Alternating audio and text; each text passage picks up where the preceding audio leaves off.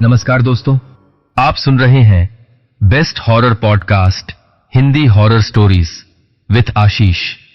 आज की कहानी है रहस्य उस बंगले का। उम्मीद करता हूं कि आप सब बहुत अच्छे होंगे। मेरे बहादुर दर्शकों, थ्रिल और चिल्स के एक और रोंगटे खड़े कर देने वाले नए एपिसोड में आपका फिर से स्वागत है। भूत प्रेत, पिशाच और शैतानों की रोमांचक कहानियां आपको इस चैनल पर सुनने को मिलती हैं।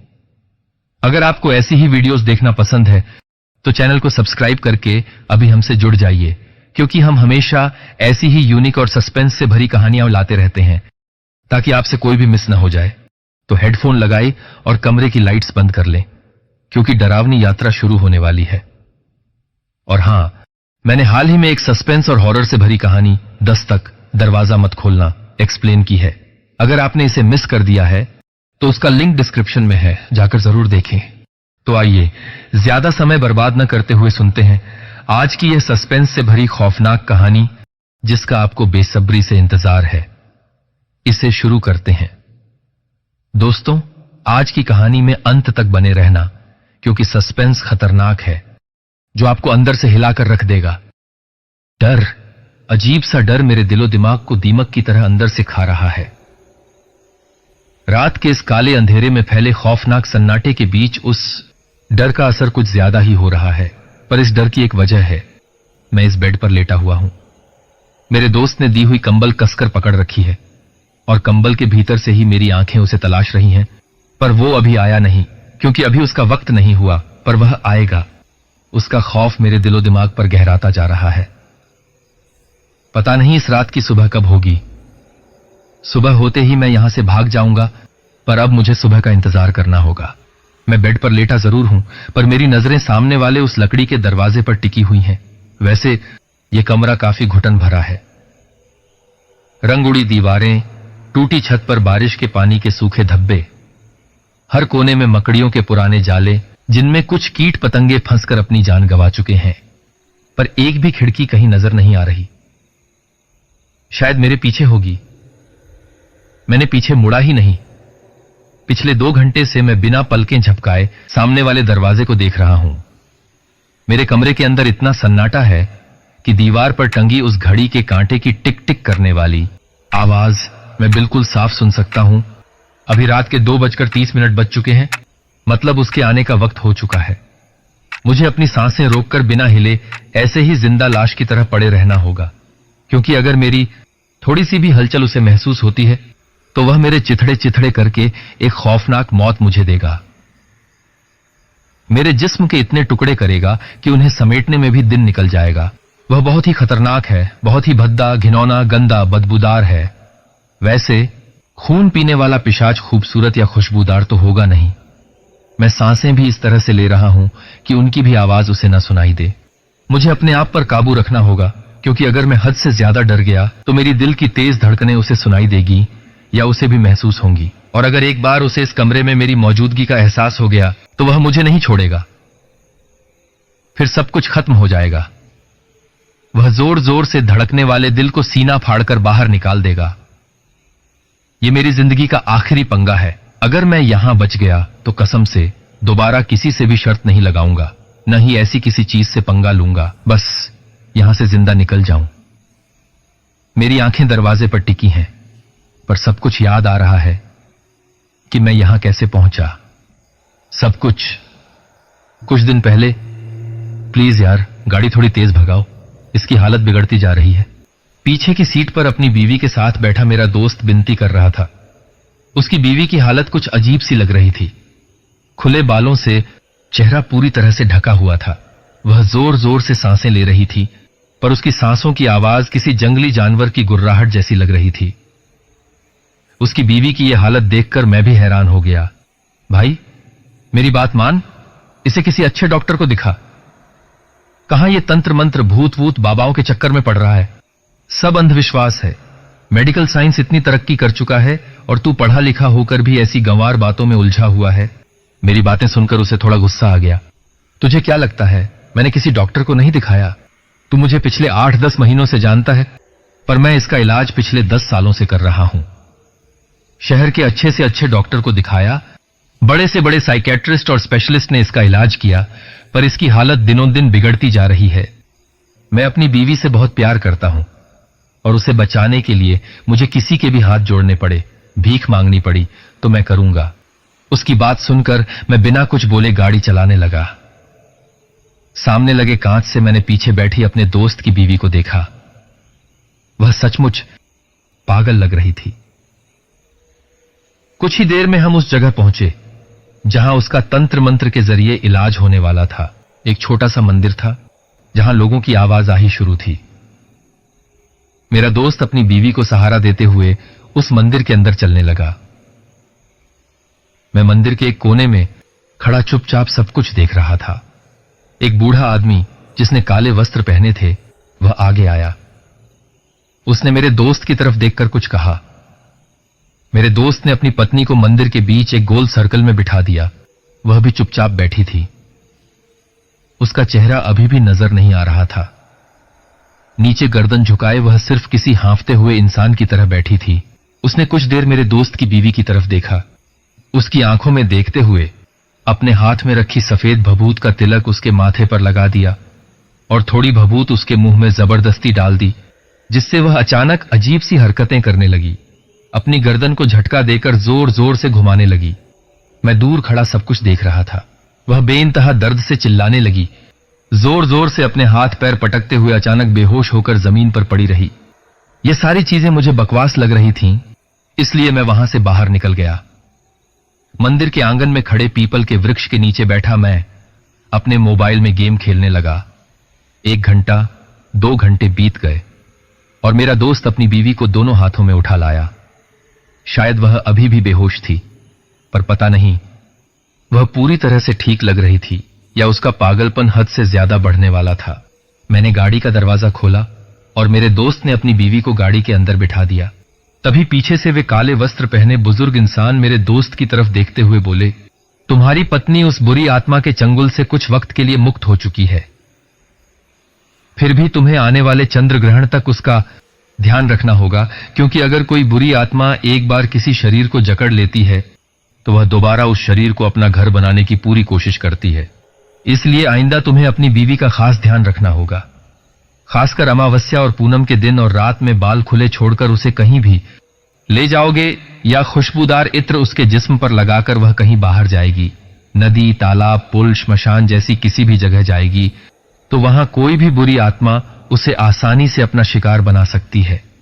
इसलिए आज के बाद तुम्हें अपनी बीवी का खास ध्यान रखना होगा। उसकी बातें सुनकर मुझे हंसी आ रही थी। उसकी तरफ बिना देखे मैं गाड़ी में बैठते हुए बोला, सब बकवास है। दुनिया कहां पहुंच गई है और ये अभी भी भूत प्रेत के चक्कर में उलझे हुए हैं। बेटा, अगर तुम नास्तिक हो तो तुम इन सब बातों का मजाक उड़ा सकते हो, पर अगर तुम किसी भी ईश्वर, अल्लाह, ऐसा मसीह यानी किसी अच्छी शक्ति पर यकीन करते हो तो यह भी जान लेना चाहिए कि बुरी शक्तियां भी मौजूद हैं।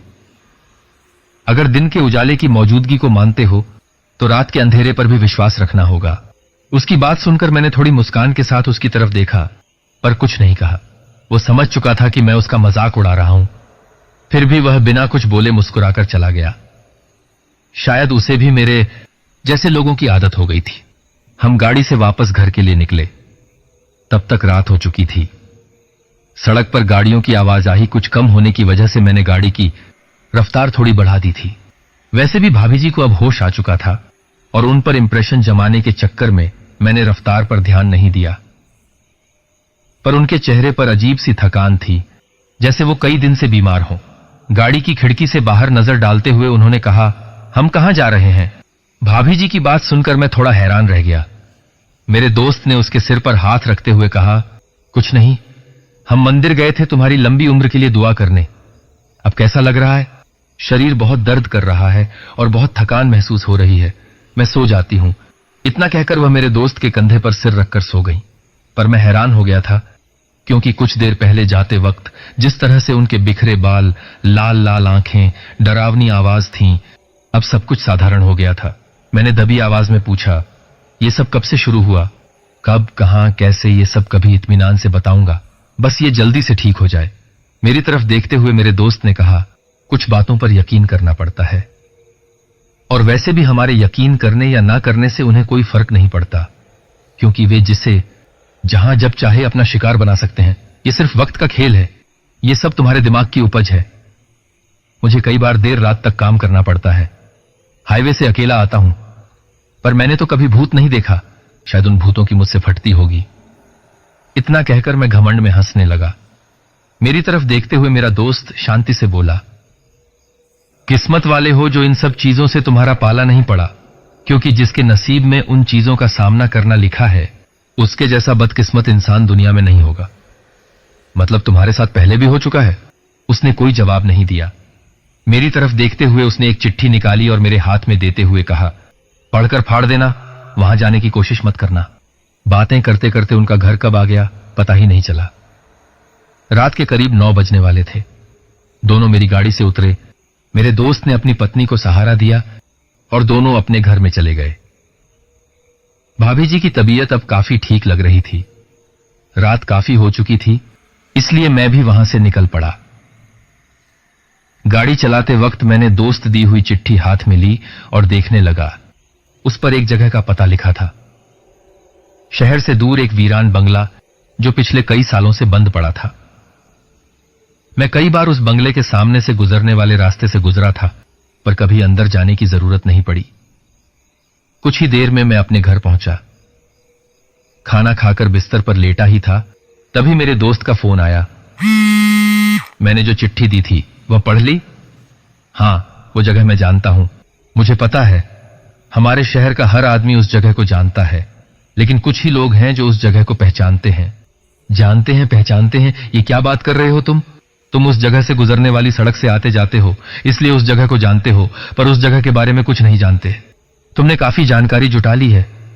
लगता है तुम्हें इंसानों से ज्यादा भूतों से लगाव है। इतना कहकर मैं मुस्कुराने लगा। लगता है दरवाजे की दूसरी तरफ से कुछ आवाज आ रही है। आवाज सचमुच आ रही है या ये मेरा सिर्फ वहम है, क्योंकि मैं पिछले 1 घंटे से लगातार उसी के बारे में सोच रहा हूं। रह रहकर सब कुछ याद आ रहा था। वैसे इस खौफनाक परिस्थिति में भी एक बात जरूर मेरे दिमाग को सुकून दे रही है। विनीत की पत्नी बड़ी खूबसूरत है। मैं तो एक बार देखते ही दीवाना सा हो गया था। मेरी खौफ भरी निगाहें अभी भी उस दरवाजे पर टिकी हुई हैं। पता नहीं वह डरावनी आहट कब सुनाई दे।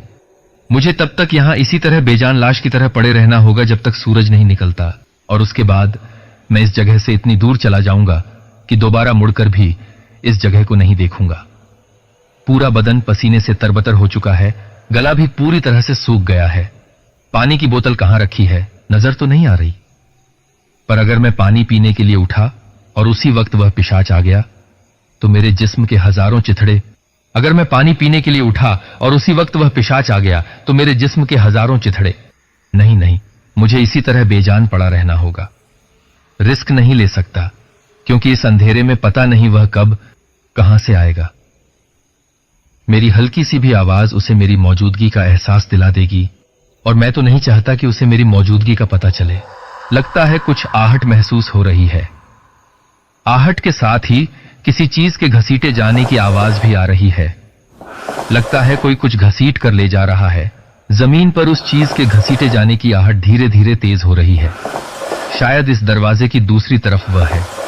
मतलब वह आ चुका है। इसका मतलब अब मुझे चौकन्ना रहना होगा, वरना मेरी जरा सी भी आवाज उसे आगाह कर देगी। पूरा बदन कंबल से ढका हुआ है। सिर्फ मेरी आंखें खुली हैं और मेरी आंखों की पुतलियां दरवाजे पर टिकी हुई हैं। पर बीच बीच में मैं आंखों की पुतलियों को दीवार के एक कोने से दूसरे कोने तक घुमाता हूं, ताकि हर जगह को अच्छे से देख सकूं। दरवाजे के ऊपर टंगी घड़ी में 2:45 बजने वाले हैं। कुछ देर से आने वाली वह घसीटने की आवाज अब कम होते होते दूर जाती सुनाई दे रही है। अब आवाज पूरी तरह से बंद हो चुकी है। अब दोबारा एक गहरा जानलेवा सन्नाटा चारों ओर फैला हुआ है, और मुझे फिर से घड़ी के कांटों की आवाज बिल्कुल साफ सुनाई दे रही है। वह घड़ी भी मुझे किसी टाइम बम की तरह लग रही है। पता नहीं कब फट जाए और मेरे जिस्म के चिथड़े चिथड़े कर दे।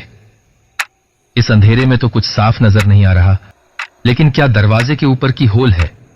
मतलब अगर की होल होगा तो वह दरवाजे की दूसरी तरफ से भी मुझे साफ साफ देख सकेगा, और अगर ऐसा हुआ तो मेरी जान जाना पक्का है। भगवान से हाथ जोड़कर विनती करता हूं कि दरवाजे के ऊपर कोई भी की होल ना हो, लेकिन उसे की होल की क्या जरूरत है? वह जब चाहे, जैसे चाहे, जहां से चाहे इस कमरे के भीतर आ सकता है, जैसे मेरे दोस्त विनीत ने उस दिन बताया था। मैं विनीत के घर गया था। भाभी जी ने कॉफी का कप मेरे और विनीत के हाथ में दिया और विनीत के पास बैठते हुए खुद भी कॉफी पीने लगी। विनीत की बीवी अब काफी ठीक लग रही थी। कॉफी का एक घूंट पीते हुए विनीत ने मुझसे कहा, तुम्हारा भूत प्रेत इन चीजों पर यकीन नहीं है, यह जानकर मुझे अच्छा लगा, और तुम्हारा इन सब चीजों पर यकीन है, यह देखकर मुझे बड़ी हंसी आई। मतलब तुम इतने बेवकूफ कैसे हो सकते हो?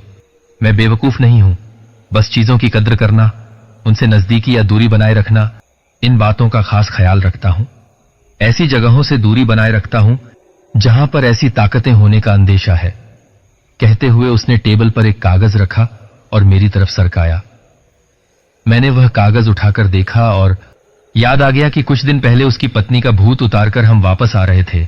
तब उसने मुझे जो कागज दिया था उस पर यही पता लिखा हुआ था।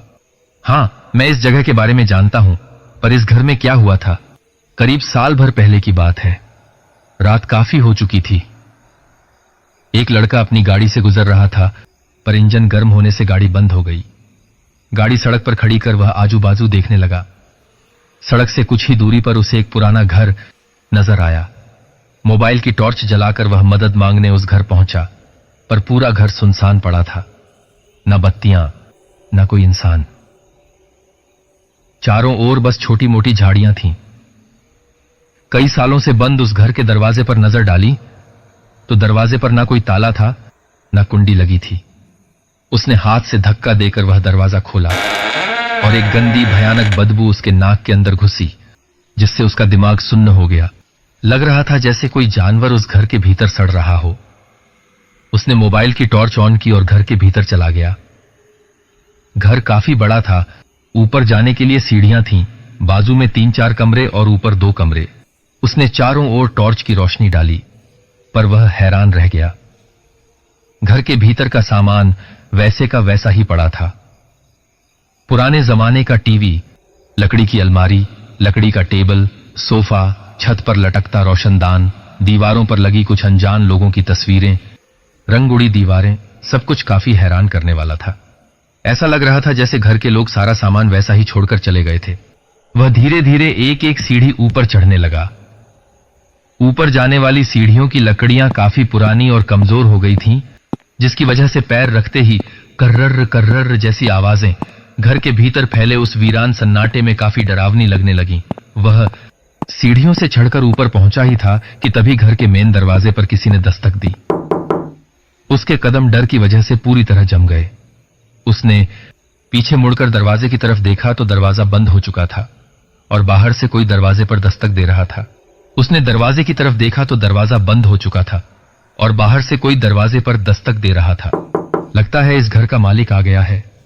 लेकिन अगर घर का मालिक है तो दरवाजे पर दस्तक देने की क्या जरूरत है? वह सीधा अंदर आ सकता था। दबे पैरों से वह सीढ़ियां उतरकर नीचे आने लगा। अभी भी दरवाजे पर दस्तक हो रही थी। धीरे धीरे कदम बढ़ाते हुए वह दरवाजे की तरफ चलने लगा। वह काफी डर गया था। अब दरवाजा 10 से 15 फीट की दूरी पर ही था कि तभी लगातार हो रही दस्तक अचानक से बंद हो गई। सब कुछ एकदम शांत हो गया। न कोई आवाज, न दरवाजे पर दस्तक, बिल्कुल शांत। पर कहते हैं ना, हद से ज्यादा सन्नाटा इंसान की जान लेने के लिए काफी होता है। वह लड़का भी उस जानलेवा सन्नाटे से काफी डरा हुआ था। उसकी खौफ से भरी नजरें सामने वाले दरवाजे पर टिकी हुई थीं। डर की वजह से उसे अपने दिल की धड़कन की आवाज साफ सुनाई दे रही थी। वह यह नहीं समझ पा रहा था कि इतनी देर से दरवाजे पर हो रही दस्तक अचानक रुक क्यों गई। वह दरवाजे की तरफ देख रहा था कि तभी उसके पीछे सीढ़ियों के ऊपर कोई तेजी से दौड़ता चला गया। पीछे से आई उन कदमों की आवाज से वह चौंक कर झट से पीछे मुड़ा और मोबाइल की टॉर्च की रोशनी सीढ़ियों पर डाली, पर उसे कोई दिखाई नहीं दिया। कुछ सेकंड के लिए वह टॉर्च की रोशनी में कमरा ठीक से देखने लगा। उस गहरे सन्नाटे में अब वहां रुकने में भी उसे डर लगने लगा। यहां से निकलने में ही भलाई है। इतना कहकर उसने फिर एक बार सीढ़ियों पर रोशनी डाली। तभी उसके पीछे वाले दरवाजे में कुछ हलचल होती उसके कानों पर पड़ी। धीरे से अपनी गर्दन घुमाकर वह पीछे देखने लगा। दरवाजा धीरे धीरे खुल रहा था। पुरानी लकड़ी से बने दरवाजे की कर्रर कर्रर जैसी आवाज उसके दिमाग को जैसे कुरेद रही थी। दोनों तरफ का दरवाजा आधा ही खुला और वैसा ही रह गया। उसकी नजरें दरवाजे के बाहर टिकी हुई थीं। बाहर रात के गहरे सन्नाटे ने जैसे सब कुछ निगल लिया था, और जो भी रात में बाहर निकलता उसे निगलने के लिए तैयार बैठा था। उस लड़के के दिल में बैठा डर उसे घर में रुकने से मना कर रहा था, तो दूसरी तरफ घर के बाहर फैला खौफनाक अंधेरा जैसे किसी काले अजगर की तरह उसे निगलने की घात में दुबक कर बैठा था। उसने फैसला किया, अब यहां नहीं रुकना है। सामने वाले दरवाजे से दौड़ते हुए बाहर निकलकर अपनी गाड़ी के पास जाकर वहीं रात गुजारूंगा। चारों तरफ अपनी डर भरी नजरें घुमाई और सामने वाले दरवाजे को देखा। हिम्मत जुटाई और अब वह तेजी से उस दरवाजे की ओर दौड़ने वाला था, पर वह अपने पैरों को हिला नहीं पा रहा था। उसने टॉर्च की रोशनी नीचे डाली और एक खौफनाक चीख उसके मुंह से निकली। कॉफी का एक घूंट लेकर कप नीचे रखते हुए मैंने उससे पूछा, उसके पैरों में ऐसा क्या था जिससे वह इतना डर गया? पता नहीं, पर 2 दिन बाद उसकी लावारिस गाड़ी उसी घर के सामने वाली सड़क पर मिली। उसका पेट के नीचे का आधा कटा हुआ शरीर उसी बंगले के कुएं में पड़ा मिला। ऊपर का आधा शरीर कहां गया किसी को पता नहीं।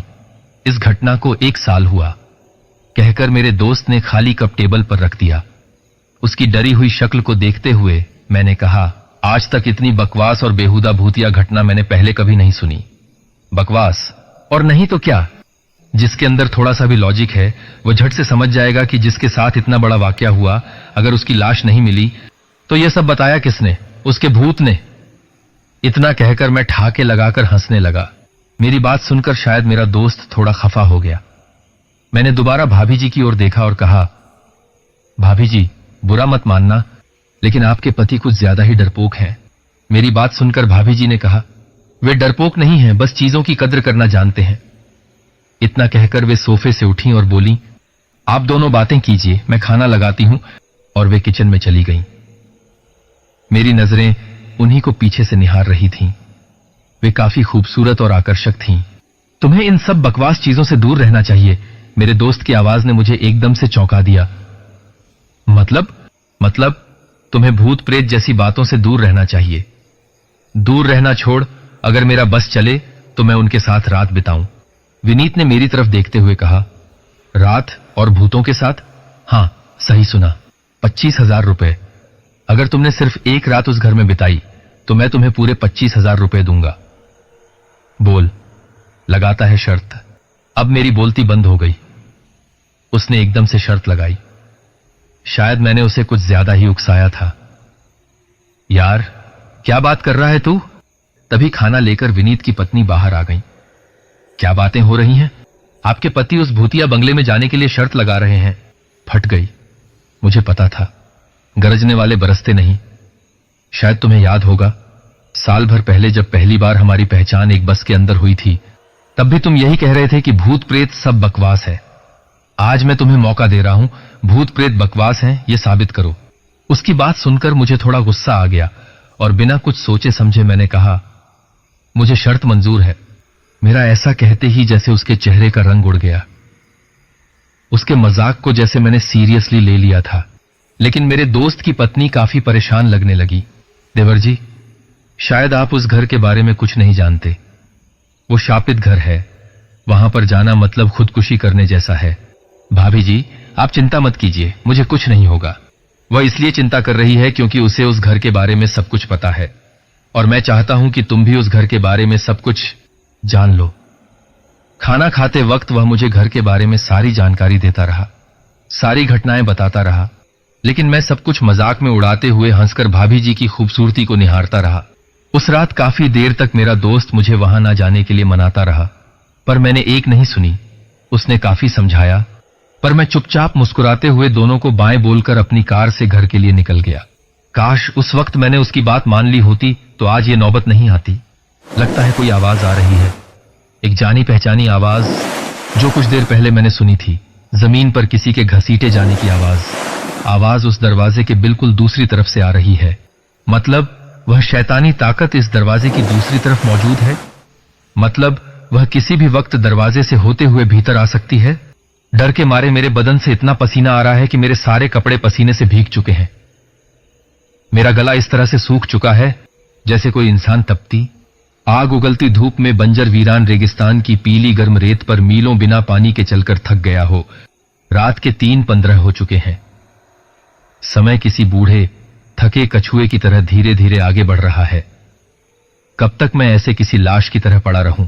यहां से भागना चाहूं तो सबसे पहले मुझे वो सीढ़ियां उतरनी होंगी। यहां आते वक्त मैं धीरे धीरे वह सीढ़ियां चढ़कर आया था, क्योंकि वह सीढ़ियां काफी कमजोर हो गई थीं। अगर यहां से भागते हुए मेरे पैर से कोई कमजोर लकड़ी टूट गई और उसके अंदर मेरा पैर फंस गया तो मैं बेमौत मारा जाऊंगा। और वैसे भी मैं आवाज नहीं कर सकता। अगर जिंदा रहना है तो लाश बनकर ऐसे ही पड़े रहना होगा सुबह होने तक, क्योंकि उस रात खाना खाते वक्त मेरे दोस्त ने उस घर में घटी एक घटना के बारे में बताया था। सुबह होने तक तू उस घर से निकल नहीं सकता।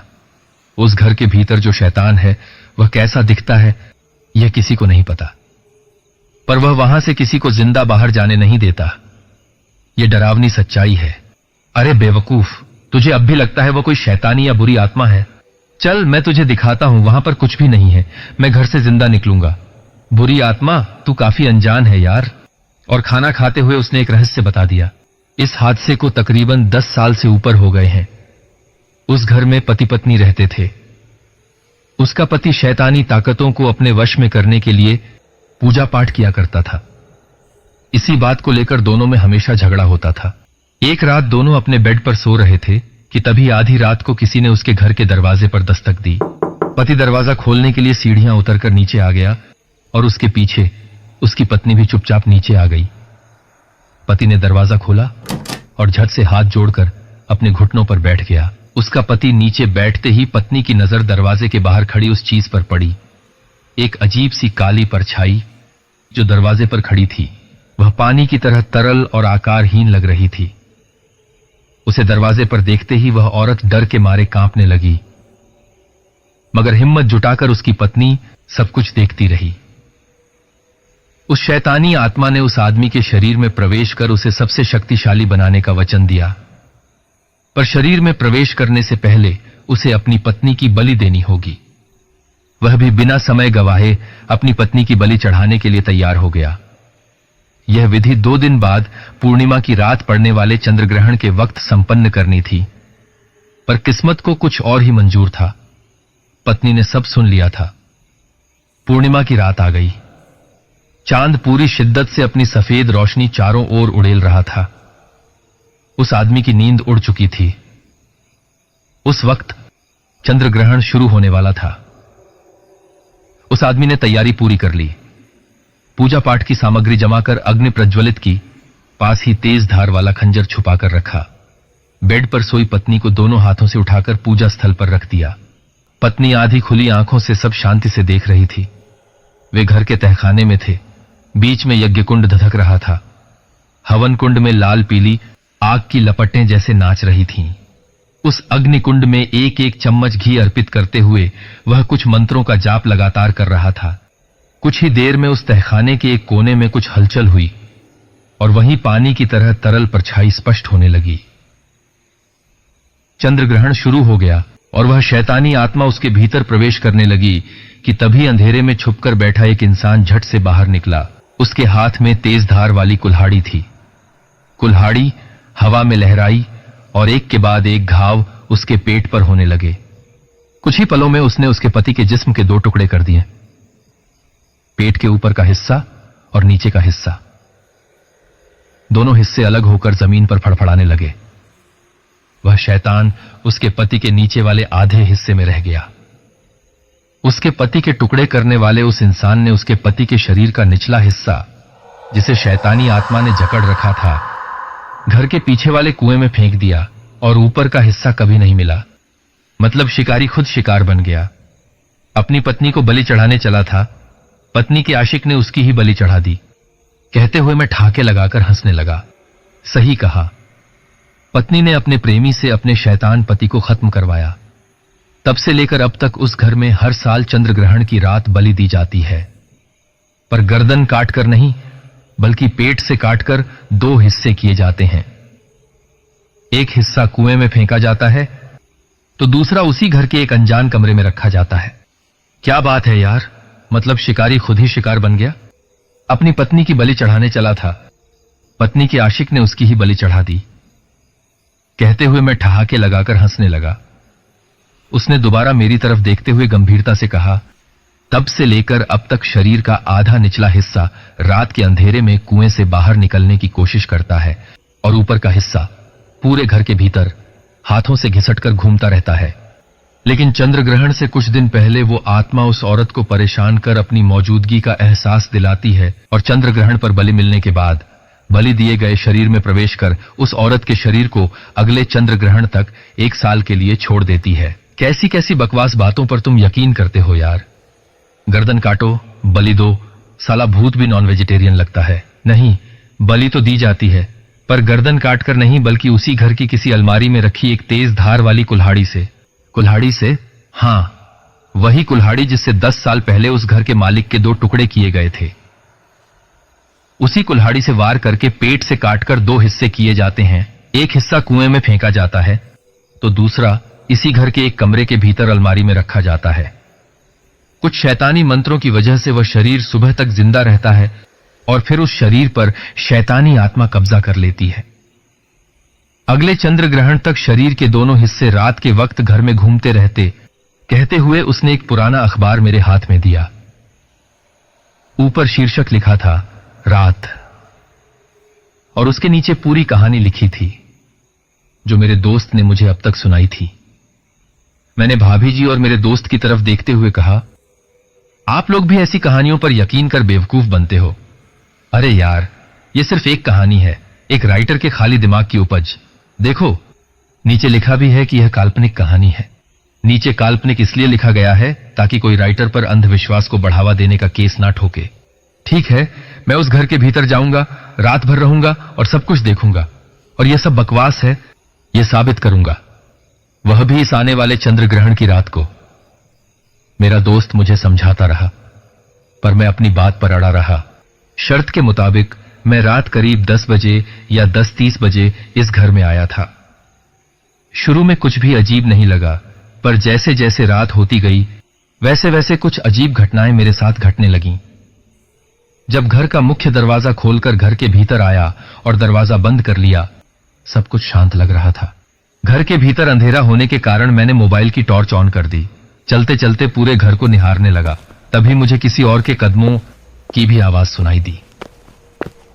पहले लगा शायद घर काफी दिनों से बंद होने की वजह से आवाज गूंज रही है, पर कुछ ही देर में मेरा वहम दूर हो गया, क्योंकि एक जगह रुकने के बाद भी वह कदमों की आवाज आती रही और दरवाजा खुलने की आवाज के साथ बंद हो गई।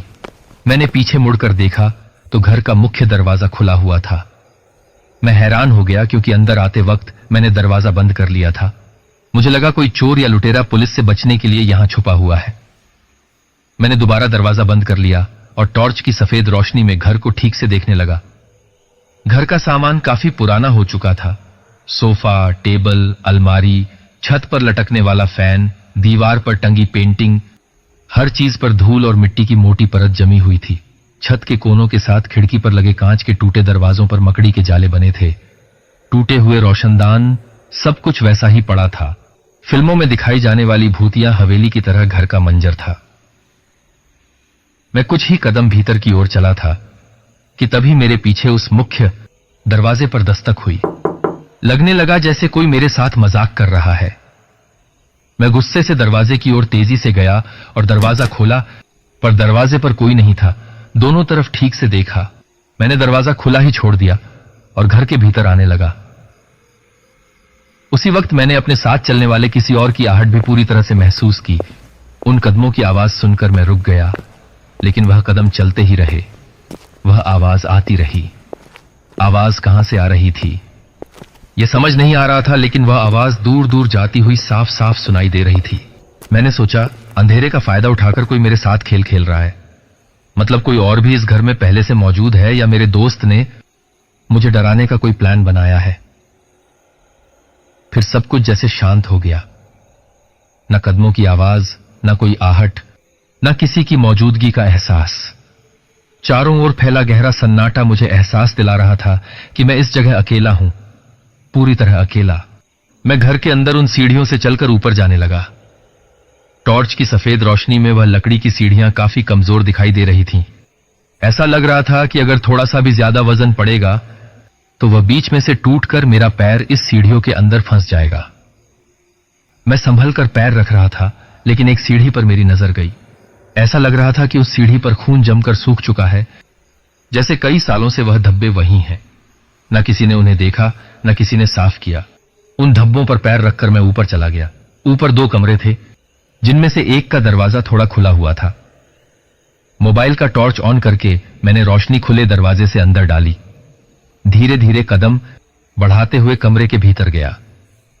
पूरे कमरे में रोशनी डालते हुए मैं सब कुछ ध्यान से देख रहा था। कुछ सामान जो काफी पुराना और जर्जर हो चुका था। मैं कमरे की निगरानी कर ही रहा था कि तभी ऐसा लगा जैसे कोई सीढ़ियां चढ़कर ऊपर आ रहा है। मैं चौकन्ना हो गया और दरवाजे की तरफ देखने लगा। तभी मेरे पीछे खुली खिड़की से एक हवा का झोंका आया और मेरे सामने वाला वह खुला दरवाजा उस हवा की वजह से धीरे धीरे बंद होने लगा। साथ ही सीढ़ियों से आने वाली आवाजें भी काफी स्पष्ट हो रही थीं। मतलब कोई ऊपर आ रहा था। ऐसी अजीब घटनाओं का डर क्या होता है, यह मैं जिंदगी में पहली बार महसूस कर रहा था। दरवाजा पूरी तरह से बंद होने से पहले मैंने अपने कदमों की रफ्तार बढ़ाई और दरवाजे को पकड़ लिया। मैंने दरवाजा खोला और तभी एक अजीब सा काला साया मुझ पर झपटा। ऐसा लग रहा था कि किसी ने मेरा पूरा शरीर जकड़ रखा है। मेरा मोबाइल भी हाथ से छूटकर कहीं गिर गया। उसकी टॉर्च ऑन जरूर थी, लेकिन वह जमीन की ओर होने के कारण पूरे कमरे में काला अंधेरा फैला था। डर के कारण दिल इस तरह से धड़क रहा था मानो छाती फाड़कर बाहर निकल आएगा। कुछ देर ऐसे ही जूझता रहा, पर डर के कारण मैं वहीं बेहोश हो गया। होश आया तो मैं जमीन पर पड़ा था। मैं कितनी देर बेहोश था या कितनी देर से वहां पड़ा था, मुझे कोई अंदाजा नहीं था। होश आया जरूर था, पर दिमाग पर अजीब सी धुंध छाई हुई थी, जैसे कोई बेहद नशीली चीज हमारे दिमाग से सोचने समझने की शक्ति मिटा देती है। कुछ ऐसा ही हाल हुआ था। गर्दन घुमाकर देखा तो मेरा वह दोस्त मेरे पास ही बैठा था। मेरी तो जान में जान आई। मैं काफी खुश था क्योंकि उस घर के मौत के चंगुल से मैं जिंदा वापस आ गया था। मेरे दोस्त ने मेरी तरफ देखा और कहा, मांत्रिक बाबा सब ठीक कर देंगे। मैंने नजरें घुमाकर देखा तो सामने वही मांत्रिक था जिसने कुछ दिन पहले मेरे दोस्त की पत्नी का इलाज किया था। मेरा जिस्म पूरी तरह से जकड़ा हुआ लग रहा था। सामने जलती आग में कुछ आहुतियां डालकर मांत्रिक बाबा ने ऊपर छत की ओर देखा। टूटी छत से पूर्णिमा के चांद की रोशनी मेरे ऊपर पड़ रही थी। उस चांद को देखते हुए मैंने अपनी आंखें बंद कर लीं।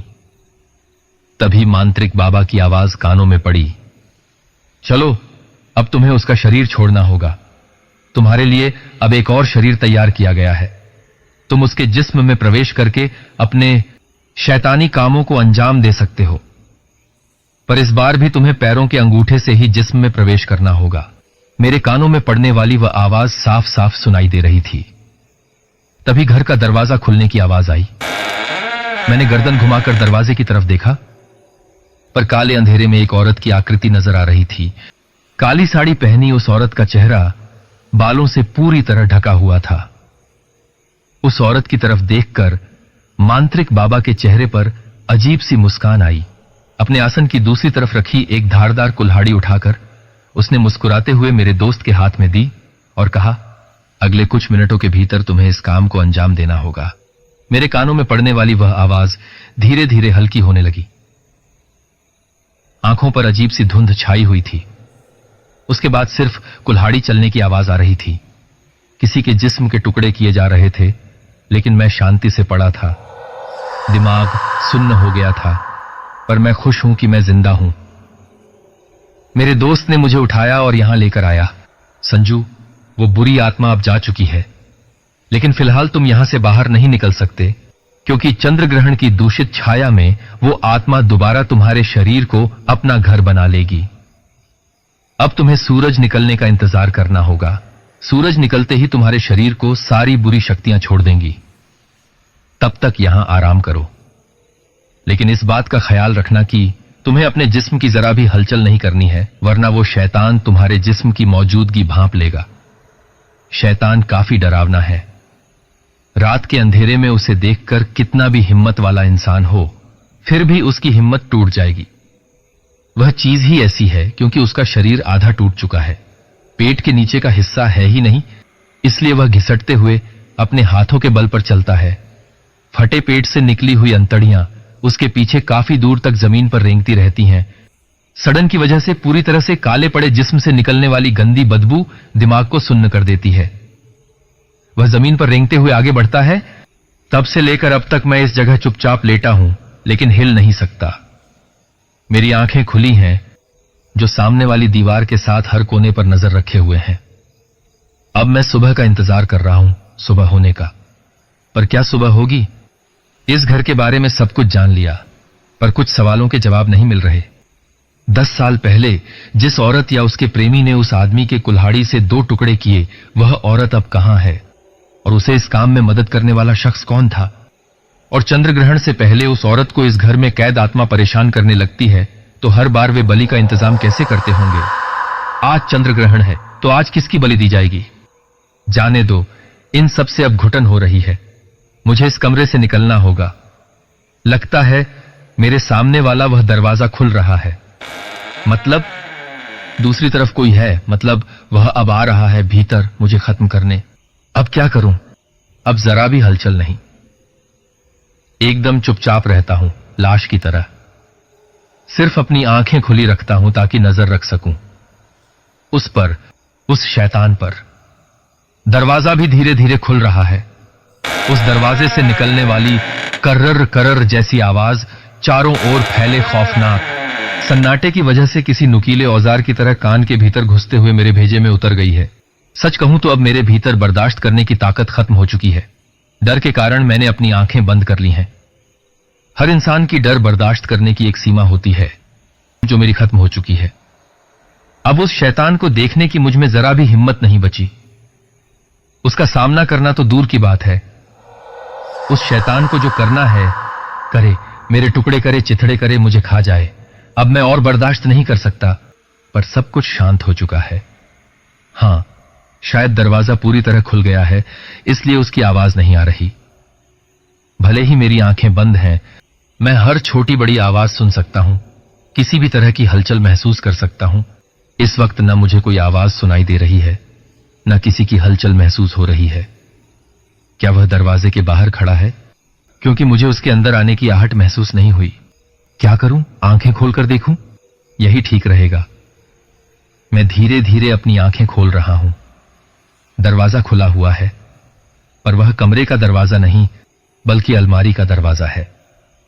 अलमारी के भीतर एक तेज धार वाली कुल्हाड़ी रखी है, जिस पर लगे लाल खून की बूंदें धीरे धीरे नीचे गिर रही हैं। मतलब फिर से किसी की बलि चढ़ाई गई। और एक बात, अलमारी में एक तस्वीर है जिसमें एक अनजान आदमी नजर आ रहा है। शायद वह इसी घर का मालिक होगा जिसका 10 साल पहले खून हुआ था।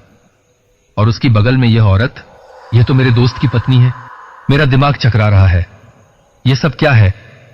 नीचे उतरकर ठीक से देखता हूं। शरीर पर लिपटी कंबल हटाकर नीचे उतरता हूं। यह क्या? मेरे पेट के नीचे का हिस्सा कुल्हाड़ी से काटकर अलग किया गया है, बिल्कुल इस घर के उस मालिक की तरह। तो दोस्तों, यह कहानी यहीं पर समाप्त होती है। आप लोगों को मेरी कहानी कैसी लगी, मुझे कमेंट में जरूर बताइए।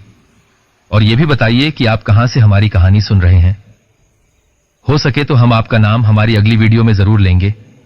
वीडियो को लाइक करें और अगली नई कहानी का पता चलने के लिए चैनल को जरूर सब्सक्राइब कर दें। इस वीडियो को जितना हो सके उतना शेयर करें। तो मिलते हैं आपसे अगली वीडियो में। कहानी कैसी लगी जरूर बताना। धन्यवाद।